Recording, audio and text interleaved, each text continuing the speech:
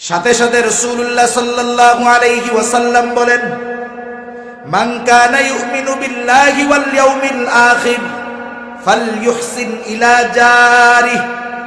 নবীজি বলেন, যে আল্লাহর প্রতি এবং কিয়ামতের প্রতি বিশ্বাস রাখে সে জানি তার প্রতিবেশীর সাথে সদাচরণ করে, উত্তম ব্যবহার করে। শুধু তাই না, নবীজি সাল্লাল্লাহু আলাইহি ওয়াসাল্লাম হযরত আবু হুরায়রা রাদিয়াল্লাহু তাআলা আনহুকে একটা হাদিসের মধ্যে আসছে গুরুত্বপূর্ণ 5টা নসিহত করেছেন। গুরুত্বপূর্ণ 5টি নসিহতের মধ্যে একটি হলো, নবীজি বলেন, ওয়া আহসিন ইলা জারিকা তাকুম মুমিনা। নবীজি বলতেছেন, ও আবু হুরায়রা, তুমি প্রতিবেশীর সাথে উত্তম ব্যবহার করো, তাহলে কি হবে? মুমিনা, তুমি প্রকৃত মুমিন হতে পারবা। প্রতিবেশীর প্রতি আমাদের দায়িত্ব কর্তব্য কি এটা আমাদের জানা নাই, অথবা এই বিষয়টা কত গুরুত্বপূর্ণ এটাও আমরা জানি না। প্রতিবেশীর হকের ব্যাপারে কত গুরুত্ব আরোপ করেছেন আমার আপনার নবী রাসূলুল্লাহ সাল্লাল্লাহু আলাইহি ওয়াসাল্লাম, কত গুরুত্ব দিয়েছেন প্রতিবেশীর ব্যাপারে। হযরত আয়েশা সিদ্দিকা রাদিয়াল্লাহু তাআলা আনহা হতে বর্ণিত, নবীজি সাল্লাল্লাহু আলাইহি ওয়াসাল্লাম বলেন, মা যালা ইউসিনি জিবরিল বিল জার হাত্তা যানানতু আন্নাহু সায়ুওয়ারিসাহু। আয়েশা সিদ্দিকা রাদিয়াল্লাহু তাআলা আনহা রাসূলুল্লাহ সাল্লাল্লাহু আলাইহি ওয়াসাল্লাম থেকে বর্ণনা করেন, নবীজি বলেন, জিবরাইল আমাকে প্রতিবেশীর ব্যাপারে এতটা তাগিদ দিচ্ছিল, আমি তো মনে করেছিলাম হয়তো জিবরাইল আলাইহিস সালাম প্রতিবেশীকে ওয়ারিস বানায়া দিবে। তাগিদ যেভাবে দিচ্ছে প্রতিবেশীর সাথে সদাচরণের ব্যাপারে, হয়তো আল্লাহ তাআলা প্রতিবেশীকে ওয়ারিস বানায়া দিতে পারে, এত গুরুত্ব আরোপ করা হয়েছে প্রতিবেশীর হকের ব্যাপারে। অথচ আজকের জামানায় আমাদের সবচাইতে বড় দুশ্মন যারা, শত্রুতা যাদের সাথে, একেবারে প্রথম কাতারে থাকে আমাদের প্রতিবেশীরা। ঠিক কিনা বলেন? একজন মানুষ যদি ধনী হয়, স্বাবলম্বী হয়, টাকা পয়সাওয়ালা হয়, দুর্বল প্রতিবেশীকে সে আটকায় রাখে। শুধু তাই না, অনেক জায়গায় আমরা দেখেছি, খবরের পাতায়ও দেখি, যে গরিব প্রতিবেশী ক্ষমতা টাকা পয়সা নাই, সে গরিব প্রতিবেশীর চলার রাস্তাটাও সে বন্ধ করে দেয়। আছে না নাই? প্রতিবেশীর সাথে এই ধরনের অসদাচরণ যারা করে, এদের ঈমানের মধ্যে সমস্যা আছে। এখন আসেন, প্রতিবেশীদের সাথে আমাদের আচরণ কেমন হওয়ার দরকার, অর্থাৎ তাদের প্রতি আমাদের দায়িত্ব কর্তব্য কেমন হওয়ার দরকার। কয়েকটা পয়েন্ট আপনাদের খেদমতে আলোচনা করলে বুঝতে সহজ হবে। 1 নাম্বার, অবশ্যই আমাকে আপনাকে প্রতিবেশীর সাথে সদাচরণ তথা উত্তম ব্যবহার করতে হবে। আল্লাহ তাআলা কোরআনুল কারীমের সূরাতুন নিসা 36 নম্বর আয়াতে এই কথাই আল্লাহ তাআলা বলে দিয়েছেন যে তোমরা প্রতিবেশী, দূরবর্তী প্রতিবেশী আর নিকটবর্তী প্রতিবেশী সবার সাথে উত্তম আচরণ করো, সদাচরণ করো, ভালো ব্যবহার করো। এই আদেশটা কার একটু বলেন না? আল্লাহ তাআলার আদেশ এটা। সাথে সাথে রাসূলুল্লাহ সাল্লাল্লাহু আলাইহি ওয়াসাল্লাম বলেন, মান কানা ইউমিনু বিল্লাহি ওয়াল ইয়াউমিল আখির ফালইউহসিন ইলা জারিহি। নবীজি বলেন, যে আল্লাহর প্রতি এবং কিয়ামতের প্রতি বিশ্বাস রাখে সে জানি তার প্রতিবেশীর সাথে সদাচরণ করে, উত্তম ব্যবহার করে। শুধু তাই না, নবীজি সাল্লাল্লাহু আলাইহি ওয়াসাল্লাম হযরত আবু হুরায়রা রাদিয়াল্লাহু তাআলা আনহুকে একটা হাদিসের মধ্যে আসছে গুরুত্বপূর্ণ 5টা নসিহত করেছেন। গুরুত্বপূর্ণ 5টি নসিহতের মধ্যে একটি হলো, নবীজি বলেন, ওয়া আহসিন ইলা জারিকা তাকুম মুমিনা। নবীজি বলতেছেন, ও আবু হুরায়রা, তুমি প্রতিবেশীর সাথে উত্তম ব্যবহার করো, তাহলে কি হবে? মুমিনা, তুমি প্রকৃত মুমিন হতে পারবা। তাহলে প্রতিবেশী, সে ধনী হোক গরিব হোক, মুসলিম হোক অমুসলিম হোক, আত্মীয় হোক অনাত্মীয় হোক, প্রতিবেশী যে তার সাথে আমাকে আপনাকে ভালো আচরণ করতে হবে। এটা আল্লাহ এবং রাসূলুল্লাহ সাল্লাল্লাহু আলাইহি ওয়াসাল্লামের আদেশ। এরপরে আসেন, প্রতিবেশীকে কষ্ট দেওয়া যাবে না।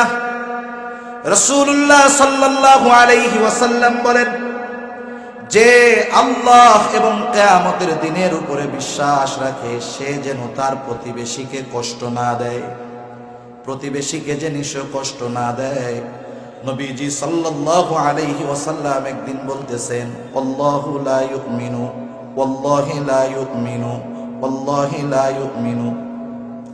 পরপর তিনবার যখন বলছে আল্লাহর কসম সে মুমিন নয়, আল্লাহর শপথ সে মুমিন নয়, আল্লাহর শপথ সে মুমিন নয়, নবীজি পরপর তিনবার বলেছে। গুরুত্বপূর্ণ কথা নবীজি তিনবার বলতেন।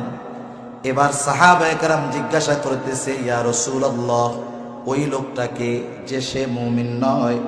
নবীজি সাল্লাল্লাহু আলাইহি ওয়াসাল্লাম বললেন, ওই লোক মুমিন নয় যার অনিষ্ট থেকে তার প্রতিবেশী নিরাপদ নয়।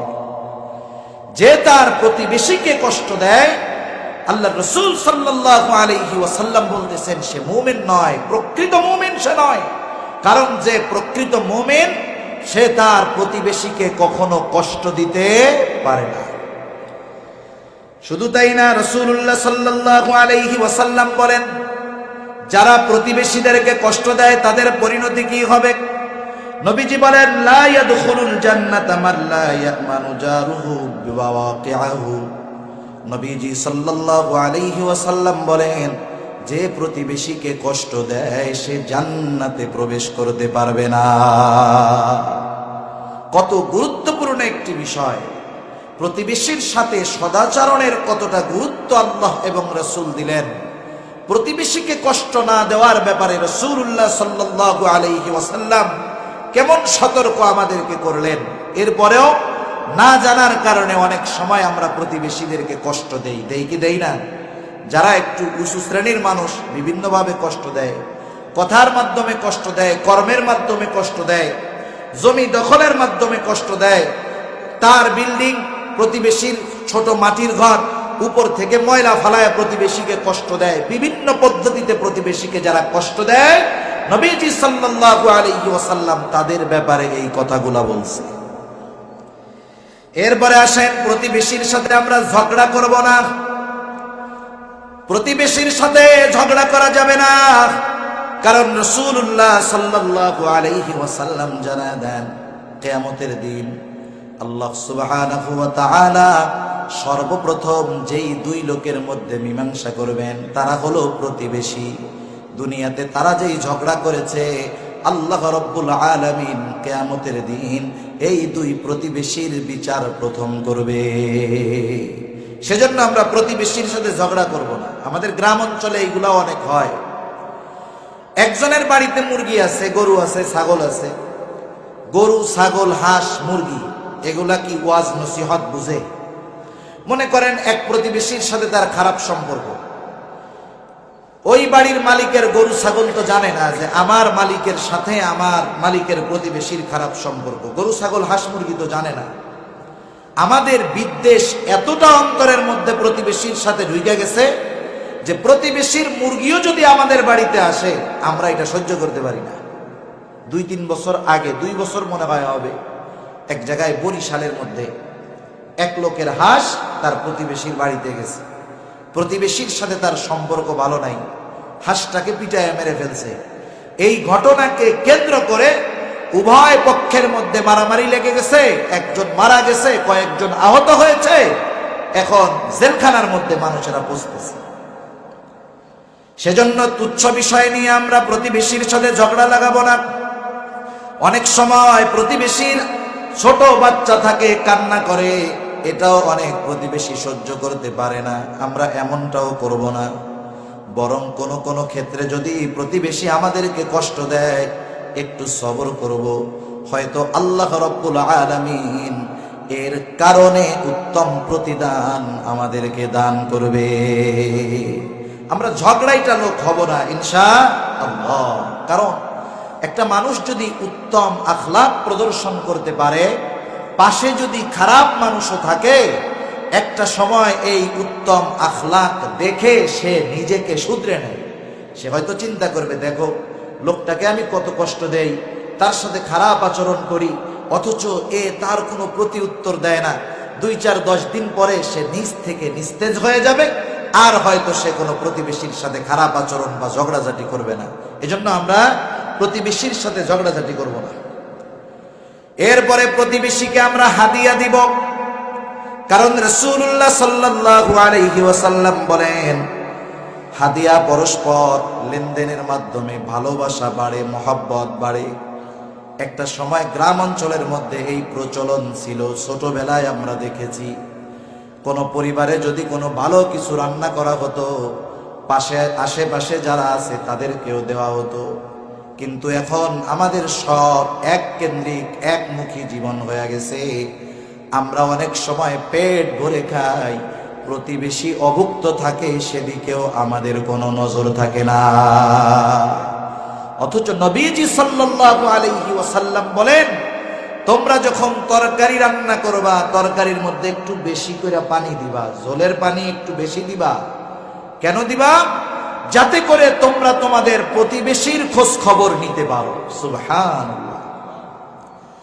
পারস্পরিক আন্তরিকতা, মহব্বত, ভালোবাসার শিক্ষা ইসলাম এত সুন্দরভাবে দিয়েছে, দুনিয়ার আর কোন জীবন ব্যবস্থা এত সুন্দর ব্যবস্থাপনা রাখে নাই। সুবহানাল্লাহ।